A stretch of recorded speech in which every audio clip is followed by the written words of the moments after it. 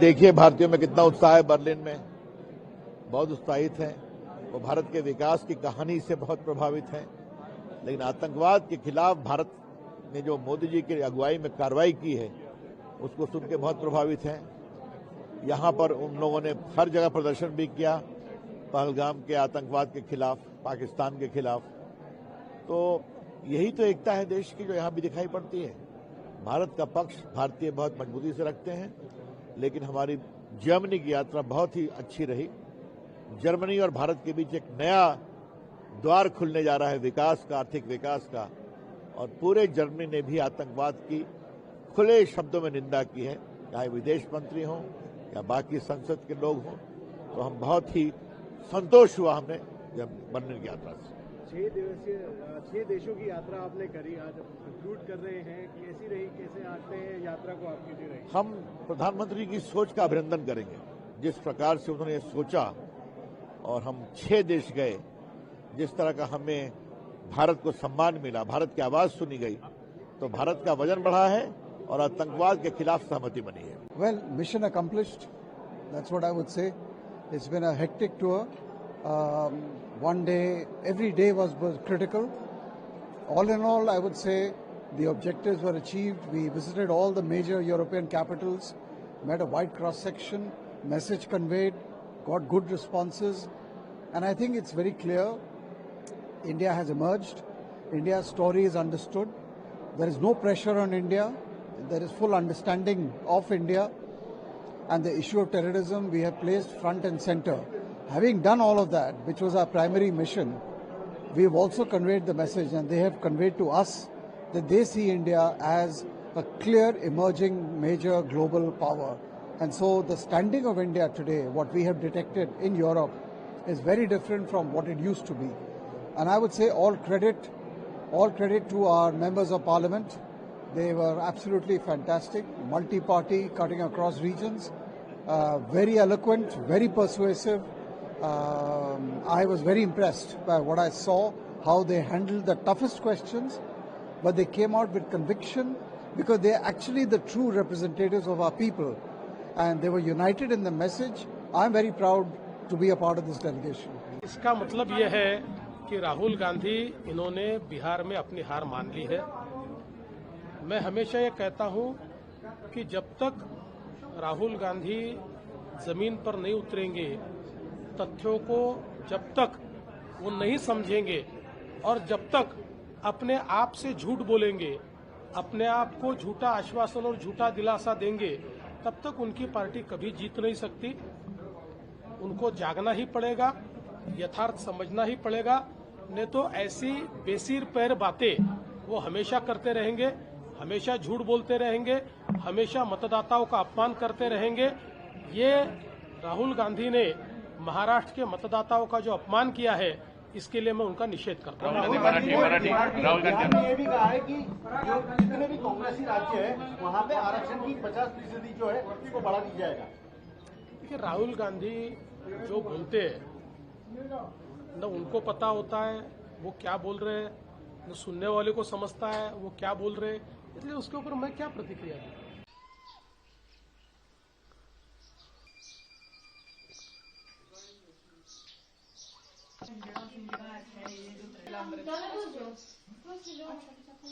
बहुत बड़ा काम किया था, दिन रात नहीं टकी।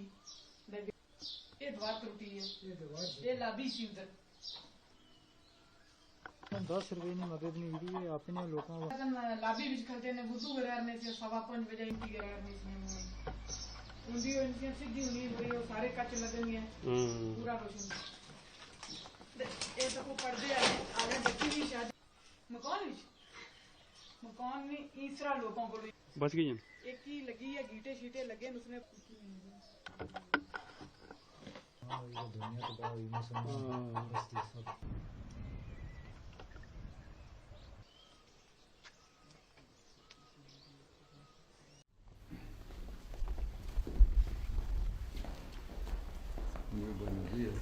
Buenos días, Susana. Bienvenido. Gracias por recibirme. Gracias.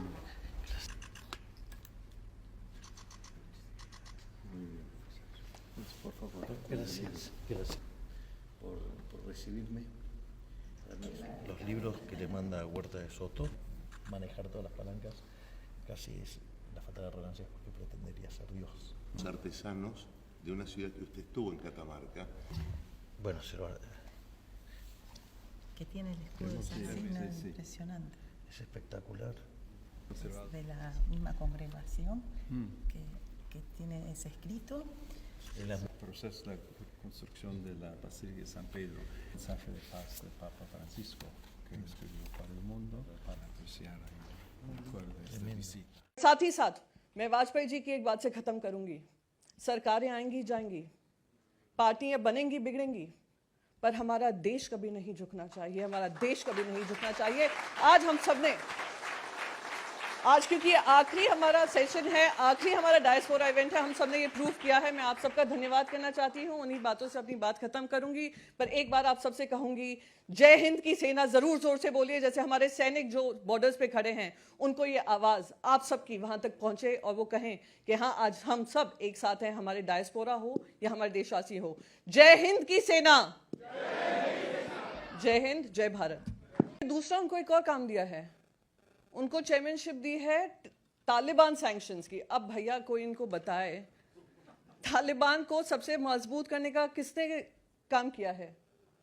कोई नहीं भूले, अगर हम आज विनय नरवल की बात कर रहे हैं जो इस आतंकी हमले में मरे, IC-814 जो हाईजैक हुआ था एयरक्राफ्ट हमारा 25 साल पहले, वहां पर भी एक यंग मैन की डेथ हुई थी जिनकी शादी के लिए वो हनीमून करने काठमांडू गए थे। वही 5 आतंकवादी पाकिस्तान के कंदाहर में रुके थे और तालिबानियों ने जो टेररिस्ट थे उनको रिहा कराने के लिए पाकिस्तान के साथ, पाकिस्तान के आतंकवादियों के साथ लड़ाई लड़ी थी। आप उनकी चेयरमैनशिप करेंगे, आप क्या संदेश दे रहे हैं दुनिया भर में? देखिए, ये कोई नया आरोप नहीं है। जैसे ही महाराष्ट्र विधानसभा के चुनाव का नतीजा आया था, उसी समय से ये स्पष्ट हो गया था कि चुनाव में कुछ घपलेबाजी हुई है। राहुल जी ने तो ये पूरी बात लोकसभा के अपने भाषण में कही है, कोई ये नई बात नहीं है।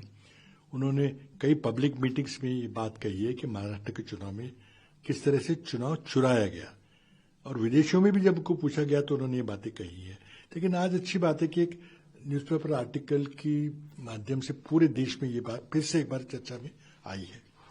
देखिए, 2-3 बातें अभी कुछ ट्वीट मैंने देखे हैं, कुछ आए हैं कि सब झूठ है, फेक नैरेटिव वगैरह कहा गया।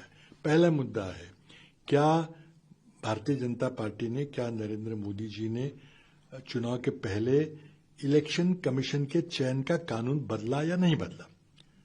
पहले इलेक्शन कमीशन के चयन में जो एक सुप्रीम कोर्ट के चीफ जस्टिस का रोल होता था, एक इम्पार्शियल पैनल होता था, बदल के आपने अमित शाह जी, मोदी जी ने इलेक्शन कमीशन को चयन किया। और राहुल जी उस बात में कहते हैं कि अगर आपने अंपायर फिक्स कर दिए तो मैच फिर फिक्स हो जाता है। इसमें कौन सा फेक नैरेटिव है? जो भी ट्वीट कर रहे हैं, क्या वो नहीं जानते कि इस तरह का कानून बदला गया था बिल्कुल ठीक चुनाव के पहले? तो पहला मुद्दा तो यह है कि कोई फेक नैरेटिव नहीं है।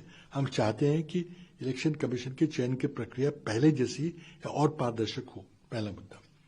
दूसरी बात राहुल जी ने कही है कि लोकसभा और विधानसभा के चुनाव में जो 4 महीने का अंतराल था, उस दौरान कितने वोटर ज्यादा रजिस्टर किए गए चुनाव आयोग ने, और वो सब एक ही विचारों के लोग थे, भाजपा के कार्यकर्ता थे, और उन्होंने 2-2, 3-3, 4-4, 5-5 जगह एक कॉन्स्टिट्यूंसी अपने नाम लिखवाए, दर्ज कराए। हमने कैंडिडेट होने के नाते जब हमने सॉफ्टवेयर के माध्यम से सभी वोटर लिस्ट को उसका एनालिसिस किया, डी डुप्लीकेशन सॉफ्टवेयर के माध्यम से, और ढूंढा कि ये एक ही नाम के, एक ही आयु के लोग अलग अलग जगह रजिस्टर हुए हैं, तो कृपया आप जांच कीजिए कि क्या वही व्यक्ति 2-2, 3-3, 4-4 जगह रजिस्टर हुआ है। हमने पूरी लिस्ट दी इलेक्शन कमीशन को, इलेक्शन कमीशन ने कोई ध्यान नहीं दिया, कहा कि भी समय नहीं है, अब कुछ होगा नहीं। हमारा आरोप है कि जो संख्या बढ़ने का आरोप राहुल जी ने अपने लेख में लिखा है, आर्टिकल में किया है, कि क्या बात है कि 4 महीने में आपने इतने सारे कैसे वोटर बढ़ाए? अच्छा, वो वोटर थे, उनके वो नाम वोटर रजिस्टर में लिखे गए थे, इसलिए उनको वोट देने का अधिकार था। लेकिन क्या उन्होंने 4-4, 5-5 जगह वोट किए? क्योंकि ये बहुत आसान होता है, अगर आपने एक जगह वोटिंग किया, आपके वो उंगली पे स्याही लगा दी गई, तो एक ऑर्गेनिक केमिकल कोई एसीटोन जैसा लेके आप 1 मिनट में उसको स्याही को हटा सकते हो। देखिए, ये जो महाराष्ट्र दिल्ली का मैटर था, उसके ऊपर हमारा लीडर ममता बनर्जी, हमारा पार्टी क्लियर करके बताया था। देखिए, ये जो वोटर लिस्ट है, इसमें बहुत सारा इरेगुलरिटीज है। तो ये बंगाल में ये तो पकड़ लिया ममता जी। अब देखिए, दूसरे स्टेट्स का वोटर्स वहां का वोटर लिस्ट से बंगाल का वोटर लिस्ट में डाल दिया गया। तो महाराष्ट्र में जब हुआ था इलेक्शन के टाइम में, जो ऑपोजिशन था उसका रिस्पॉन्सिबिलिटी था ये पकड़ने को, लेकिन तब वो आइडेंटिफाई नहीं कर पाया।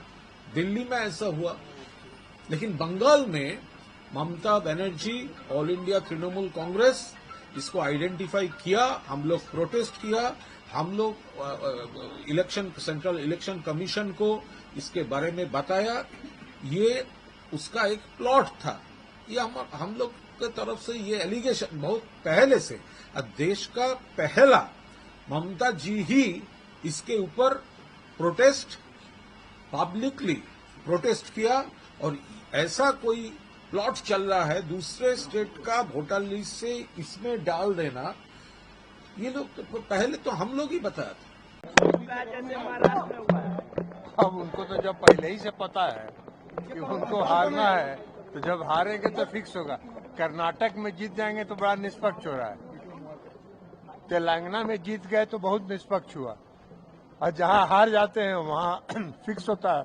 उनका तरह का ही नॉन पॉलिटिकल आदमी, गैर राजनीतिक लोगों की बात का क्या जवाब है? This is a tremendous occasion with the largest chess tournament in Asia for the last 5 years, and a great credit goes to the Delhi Chess Association, 2,500 participants and from 25 countries. A great event, and Triveni is very happy to be associated as a sponsor.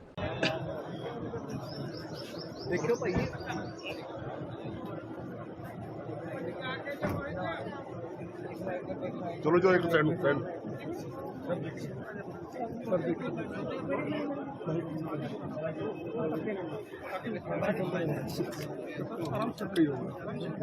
आगे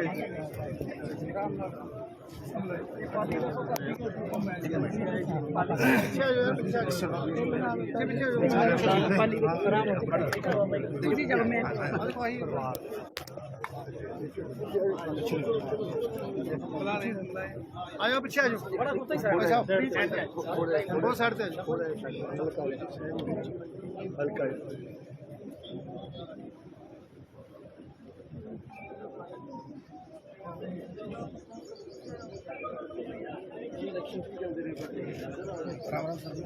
कि अगर मैं भारत का प्रधानमंत्री बना तो मैं ऐसा हिंदुस्तान बनाऊंगा जहां IT plus IT is equal to IT, IT information technology plus IT India's talent is equal to IT India tomorrow. This is the premise which we kept. आज आप देखो, हमने 50 करोड़ गरीबों के बैंक अकाउंट खोले जिनके पास बैंक में नहीं था। आज गरीबों की सब्सिडी, राशन की सब्सिडी, किरासन क्लिक ऑफ ए बटन उनके बैंक अकाउंट में जाती है। और अब कोई ये भी नहीं होता है कि आपके लीकेज भी नहीं होता है। तो हम ये कर रहे हैं। दुनिया भारत में डिजिटल पेमेंट दुनिया का 51% है, and very soon it will become 91%। आज सब्जी वाली, रेडी वाले भी खटखट डिजिटल पेमेंट करते हैं, आपने देखा होगा। प्लीज आपके ये देखिए कि कोरोना आया, कैसे हम इक्विटी के लिए काम करते हैं। आपका पहला डोज कहां लगेगा, दूसरा कहां लगेगा, बूस्टर कहां लगेगा, ये सब आपके मोबाइल पर आता था देश भर में। देखिए, कुछ महीने भर से कोरोना के कुछ पेशेंट्स बढ़े हैं, नंबर आने लगा है, पहले नहीं आ रहे थे। तो करीब अभी तक 15 केसेस रिपोर्ट हुए हैं एसएमएस में, और वो सारे जितने भी केसेस हुए हैं वो ओमाइक्रॉन के वेरिएंट हैं, जिनका हमने 4 से 6 केसेस का हमने जेनेटिक उसका जीन एनालिसिस किया है। तो ओमाइक्रॉन के वेरिएंट है। जितने भी केसेस आ रहे हैं ज़्यादातर यूआरआई मतलब अपर रेस्पिरेटरी ट्रैक इन्फेक्शन हो रहे हैं, उनको निमोनियाज नहीं हो रहे हैं। तो इसलिए कोई घबराने की बात बिल्कुल नहीं है। जैसे साधारण फ्लू या वायरल इलनेस होती है उसी तरह ज़्यादातर मरीज ठीक होके जा रहे हैं। तो ऐसा पैनिक होने का बिल्कुल आवश्यकता नहीं है। और ये मैंने मेडिसिन के जो हमारी फैकल्टी है जो निमोनिया वगैरह देखती है, जो रेस्पिरेटरी इन्फेक्शन देखते हैं, उन लोगों से भी बात की तो हॉस्पिटल में निमोनिया के नए केसेस का नंबर नहीं बढ़ा है। वायरल निमोनिया के बहुत सारे केसेस नहीं हैं। तो ये इस बात का डिनोट करता है कि कोई बहुत सीरियस प्रॉब्लम्स नहीं हो रही हैं लोगों को। तो बिल्कुल पैनिक होने की ज़रूरत नहीं है। एसएमएस में, जहाँ तक एसएमएस का सवाल है, हमारे पास सारी डायग्नोस्टिक फैसिलिटीज़ हैं। हमने वार्ड्स, आईसीयूज़ भी चिन्हित कर रखे हैं, दवाइयाँ पूरी हैं। तो लेकिन परेशान होने की आवश्यकता नहीं, देखते हैं। बट मुझे लगता नहीं कोई सिचुएशन ज़्यादा बिगड़ने वाली है। इंडिया में टोटल बहुत केस बढ़ा है। हम लोग अगर स्टेट का बात करें वेस्ट बंगाल में तो टोटल अभी 622 केसेस अभी चल रहे हैं। अभी टोटल केस रिपोर्टेड है। उसमें से अगर इंक्रीज हुआ है, अगर यस्टरडे से हम लोग देखते हैं कितना एड ऑन हुआ है तो 26 केसेस एड ऑन हुए हैं और 88 केसेस डिस्चार्ज हो गए वेल। तो यही केस है वेस्ट बंगाल में। हमारे स्टेट में अभी तक कोई डेथ हुआ नहीं है ड्यू टू कोविड। और ये जो डाटा आपने शेयर किया है, ये क्या स्टेट गवर्नमेंट की तरफ से है या फिर सेंट्रल गवर्नमेंट की तरफ से? ये स्टेट गवर्नमेंट ही सेंट्रल गवर्नमेंट को डाटा देती है, देन सेंट्रल गवर्नमेंट इसको रीचेक करके इसको रिलीज करती है। तो अगर हम लोग दूसरे स्टेट्स के साथ कंपेयर करें तो बंगाल कितना भी स्टेबल है इस मामले में? कोविड को लेकर डरने वाली बात ना देखिए स्टेबल अनस्टेबल की बात इसमें कुछ नहीं है। इसमें अगर दूसरे स्टेट से अगर कंपेयर भी करें तो देखिए एक चीज है कि दूसरे स्टेट में जैसा डेथ हुआ है, वेस्ट बंगाल में कोई डेथ केस है नहीं। टोटल डेथ्स हुआ है 4। वेस्ट बंगाल में कोई डेथ अभी तक रिपोर्टेड है नहीं। तो इसमें कोई डरने वाली बात नहीं है। इस कोविड केस में कोई डरने का जरूरत नहीं है क्योंकि ये ओमिक्रॉन का ही एक म्यूटेटेड वेरिएंट है। अब ओमिक्रॉन में जैसा था कोई डेथ उतना हो नहीं रहा था। म्यूटेटेड वेरिएंट में क्या आया है, इसका मेन प्रॉब्लम है कि ये इजीली ट्रांसमिट हो रहा है, स्प्रेड बहुत जल्दी हो रहा है, लेकिन लाइफ थ्रेटनिंग या सीरियस कंडीशन नहीं है ये। कोविड से हमेशा ही लोग डरते हैं। अगर इस बार के ये जो कोविड अभी इस बार आया है तो कितना डरने की बात है, क्या प्रिकॉशंस होने चाहिए? पहली बात तो इस वेरिएंट को लेकर कोई डरने की बात नहीं है। स्पेशली जो लोग वैक्सीन ले चुके हैं सब डोजेस, वो लोग तो और भी ना डरे क्योंकि ये जो कोविड के वैक्सीन की वजह से जो इम्यूनिटी हुआ है, ये स्ट्रेन उस इम्यूनिटी को सुपरसीड करके इन्फेक्ट नहीं कर पा रहा है। तो अगर कोविड इन्फेक्शन होता भी है तो जस्ट प्रिकॉशन लेना है कि हमको 5 days to maximum 7 days isolation, mask पहनना है, सैनिटाइजेशन आइदर बाय सोप, बाहर रहने से हैंड सैनिटाइजर पॉकेट में रखना है और किसी से बात करना है तो 6 फीट का डिस्टेंस मेंटेन करना और कुछ नहीं। एज वाइज अगर बोले तो किसी इफेक्ट कर रहा है? सब एज में ही इफेक्ट कर रहा है। बच्चों को कम, बड़ों को ही ज्यादा कर रहा है। कोई ऐसा एज डिफ्रेंसिएशन इसमें ज्यादा कुछ है नहीं। फर्स्ट आपको ये समझना है कि 24 घंटे के लिए हमने जो वार्निंग दिया है वो it is a yellow alert. और बीच में अभी आप as you can see in the radar picture also, बीच में एक स्पेल आया है जो इंटेंस था, उसके लिए हमने रेड अलर्ट ये 2-3 घंटे के लिए दिया है, which we call it as a nowcast warning. So Mumbai is not on red alert, Mumbai is on a yellow alert. Only that warning was given for 2 to 3 hours where we were expecting an intense spell. That is why. तो कोई इससे कोई जो नागरिक है, आम नागरिक है, उनको कोई सावधानी ऐसे कुछ बरतना होगा इन कुछ घंटों के लिए? नहीं 2-3 घंटे के लिए है वो तो। अभी spell as you can see in radar picture also, ये स्पेल सबसाइड हो रहा है. सो मुंबई सी IMD ना दे इश्यू अ 24-hour अलर्ट जो आज के 8:30 से लेके कल के 8:30 तक वैलिड है. That is yellow alert for Mumbai, heavy rain with thunderstorm. और इन 24 घंटों में हम 3-3 घंटे में भी नाउकास्ट वार्निंग देते हैं. तो वो nowcast warning at 2 o'clock there was an intense spell, इसके लिए रेड अलर्ट रखा है. इसमें घबराने वाली कोई बात नहीं है ना. There is going to be any severe weather for 2-3 hours. Mumbai will have a strong intense thunderstorm and a heavy spell of rain, which is actually I think already subsided.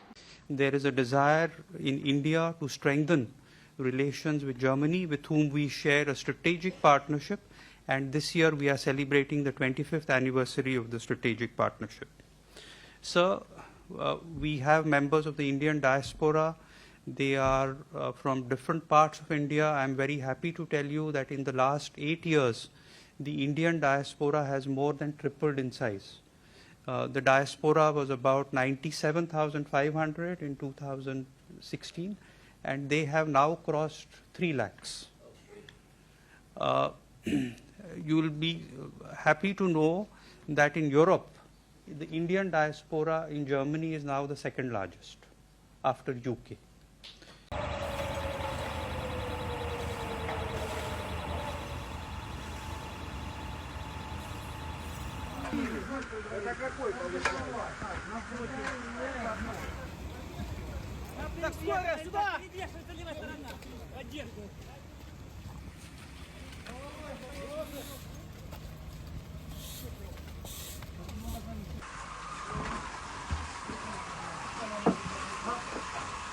Поэтому, хлопцы, все в ваших руках.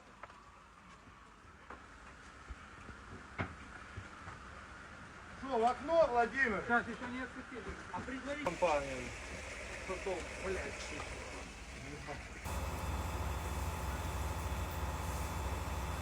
Видел, да.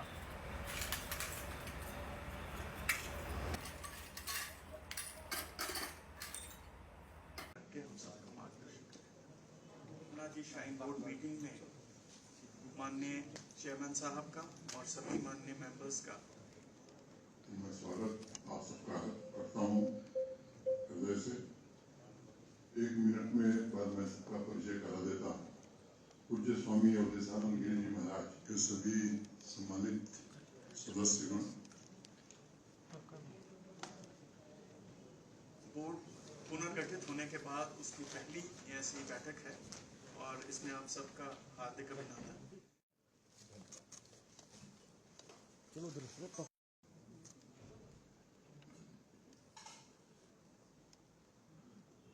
पीछे पीछे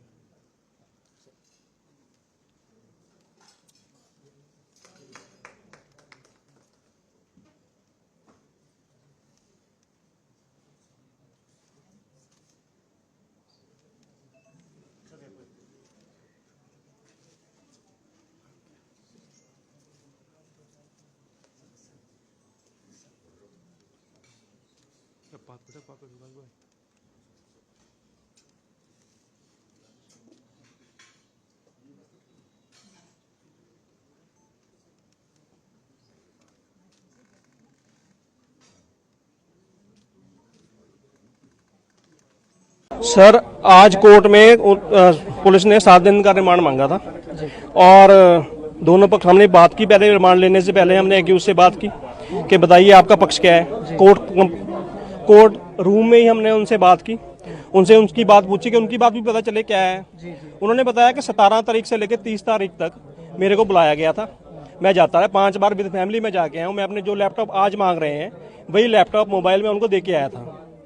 उनको देने के बाद फिर 30 तारीख को मेरे को सारा सामान मेरे को वापस कर दिया गया। वापस करने के बाद 2 तारीख को मेरे को सम्मन रिसीव हुआ हिसार सिविल लाइन हिसार थाने से। 153 नंबर FIR थी। उसमें कहा गया कि आप 6/6 को यहाँ पे हमारे पास आओ हरियाणा में। तो हम एक सिटीजन की तरह हम जाने के लिए तैयार थे वहाँ पे। तो इमीडिएटली जब उनको पता चली पंजाब सरकार को या पंजाब पुलिस को, उन्होंने वो 3 को बुलाया, 4 को अरेस्ट डाल दी। अगर हमको 30 तारीख को एक बार भेज दिया था वापस, तो फिर 4 तारीख को अरेस्ट क्यों डाली गई? तो ये तो हमको एक फंसाया जा रहा है कि ये हरियाणा सरकार वाली अरेस्ट डाल दी, हमारी बेइज्जती हो सकती, कुछ हो सकता है। कोर्ट के अंदर आते ही सरकारी वकील साहब एजेंट दानिश के साथ इनका कांटेक्ट है। 150 पुलिस पाकिस्तानी कॉन्टेक्ट्स मिले इनके। अभी लैपटॉप की जांच की जा रही है। अपनी फीमेल फ्रेंड्स की मुलाकात कराई। सर ऐसा कुछ नहीं है सर, कोई कांटेक्ट नहीं मिले सर, कुछ नहीं बात है। ये सब बात है कि फीमेल फ्रेंड बना दो, क्योंकि जो 3 दिन पहले रिमांड में एप्लीकेशन दी गई थी कि दानिश के साथ रिलेशन है कुछ है, सेम एप्लीकेशन आज भी दे दी गई। हमने कोर्ट से उनसे ये पूछा है कोर्ट के थ्रू कि आपने क्या कहा, इन्होंने 3 दिन में क्या किया। जो आज तो नई बात लेके आते ना, तो इसमें क्या किया, उसमें तो कुछ नहीं किया हुआ। तो अब कुल मिला के क्या कंक्लूजन नहीं बताएगी सर। अभी तो 2 दिन का रिमांड है, उसके बाद रिमांड के बाद पता चलेगा, इन्वेस्टिगेशन होगी, 2 होगा। बिल्कुल हल्की बात करे तो मुझे तो समझ में नहीं आता है कि उनके दिमाग में क्या है। आखिर जब वो चुनाव जीतते हैं लोकसभा के, वो खुद का चुनाव जीतते हैं तब सब अच्छा होता है। हार गए तो बस अंगूर खट्टे हैं। और महाराष्ट्र में 66% पोलिंग हुआ, ये कोई अधिक हो गया? और इलेक्शन कमीशन ने आंकड़ेवारी जो दिया है उसमें से आज 1 लाख बूथ करीब है महाराष्ट्र में। अब 1 लाख में से 10 बूथ का खाली आंकड़ा निकाल के बता दीजिए कि यहाँ पर वोटिंग गलत हुआ है। या किसी ने अधिक वोटिंग डाला है जो उसका वोट नहीं होना चाहिए था। हर बूथ पे हर पार्टी के वहां पर नुमाइंदे रहते हैं, वो अपनी पार्टी की तरफ से देखते हैं कि कौन वोट डालने आया। इलेक्शन कमीशन के अधिकारी बिना आधार कार्ड या कोई आइडेंटिफिकेशन के बिना वो वोट करने नहीं देते, वहां तस्वीर लगी होती है वोटर की। अब ये सब होने के बाद अगर आप बोलते हो तो कुछ प्रूफ दीजिए ना, खाली बोलने से, संशय निर्माण करने से बस शक पैदा कर दिया और कह दिया कि भाई वोट गलत डाले गए हैं। ये बिल्कुल बेबुनियाद बात है और मैं तो समझता हूं कि ऐसी बातों के वजह से ही कांग्रेस पार्टी जहां पहुंची है इससे और नीचे जाती जाएगी। India-Germany bilateral trade has exceeded $50 billion and this is more than 25% of India's trade with the EU. Now this year we are celebrating the 25th anniversary of the strategic partnership with Germany, which was established in 2000. We have regular format of consultations at the highest level, the intergovernmental consultations, and there are many mechanisms in place. We are seeking to develop the multifaceted strategic partnership and explore new areas of cooperation. And very shortly after the new government was sworn in, headed by Chancellor Merz, our External Affairs Minister paid a visit to Germany from 22nd to 24th of May, just a few days back. And again, it was a very successful visit.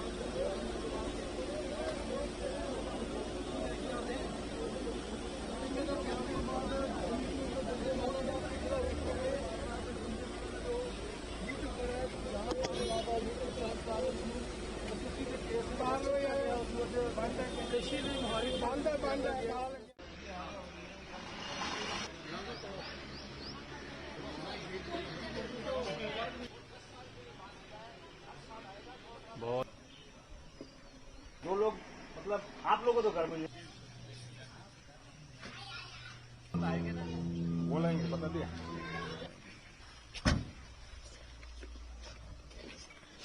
अच्छा तो next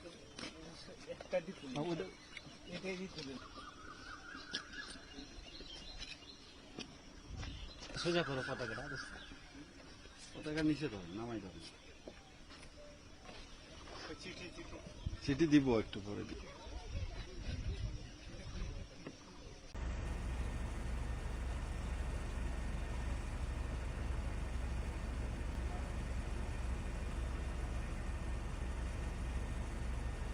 Jamnagar ખરેખર વટ પાડી દીધો છે।